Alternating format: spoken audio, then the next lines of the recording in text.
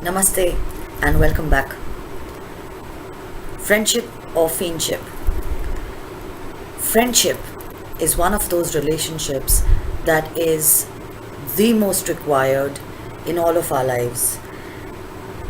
Unfortunately, it also is the most elusive.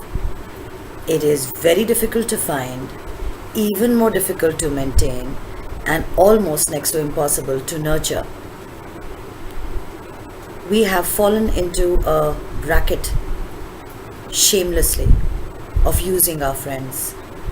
We use them to build PR, we use them to gain contacts, we call our friends or call them over and chat them up, giving them excuses of, oh, I've been so busy in my life, I just couldn't keep up with anyone.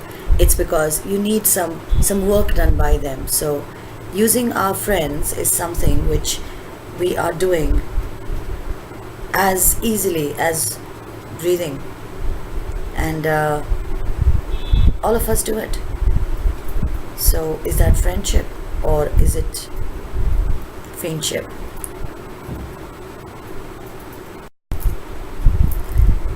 There is this poster that I came across the other day, and I didn't comment on it, but it really hurt me somewhere. It said, "Not my circus, not my monkeys." A situation in a person's life, a tragedy, something which amounts to the death of a relationship. Are you going to equate that to a circus? Is that person who you used to call your friend earlier now a monkey? What does that say about who you are, the kind of person that you've become? I mean, all of us are so busy trying to, see how we can put our best foot forward and how we can, gain something out of anybody, even if it is our own blood relative or a friend or an acquaintance. This poster has been liked by so many people. I really want to ask you all this question. How can you equate the tragedy in a person's life as a circus? And how can you call that person who you swore to stand by come hell or heaven? How can you call that person an ape? And how do you look at yourself in the mirror every single day and get away with it, saying it's all right, it hasn't affected me yet? Guess what? This is accumulation of bad karma, which we will talk about much later. But mark my words, this will come and bite you one day.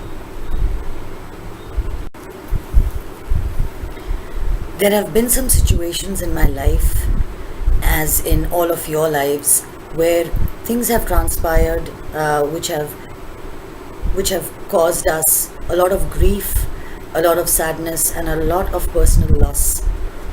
We've tried to contain it, but somewhere along the line, over a period of time, or maybe even immediately, it's spilled over. It's come out in the open. Now, you're judged on the basis of that tragedy.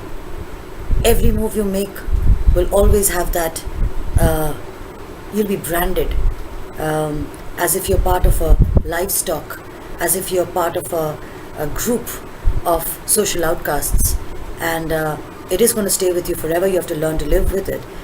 And this isn't something which is going to not have an effect, because the person that you've branded, even if you don't know the person personally but want to be a part of a group or a part of a crowd, either the person is going to turn out to be extremely rebellious, or even worse, will go into his cave or her cave, stay there and become an introvert and refuse to meet anyone or mingle with a crowd of people. So I would call this friendship, and nothing less than that, because you've actually single-handedly managed to destroy the peace of mind of a person for no fault of theirs, and they didn't even harm you personally, but you've gone ahead and done that. And well, that's my definition of friendship for you.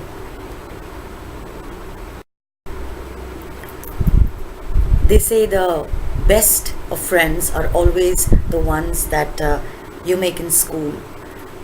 Exceptions are always there, but most of the time, after 10 years or 20 years or 15 years, when you re-meet your friends, you're so excited to see how different they look, what wonderful professions they have, and what wonderful lives they have, and how they've all grown in their own ways. And if you have stayed consistently in touch with them, you will see the change over a period of time. Whereas if you were in school together and then you re-meet them after a certain period of time, in your mind you're thinking they're the same that they were in school, but actually everybody changes. And then when something happens that is completely different from what you expected, you're shocked. The key is to stay in touch.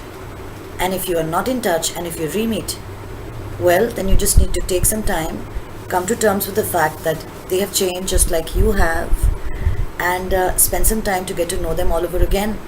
The base can always be, we used to know each other in school, but there needs to be a thin level of new foundation that ensures that your friendship is that much more stronger.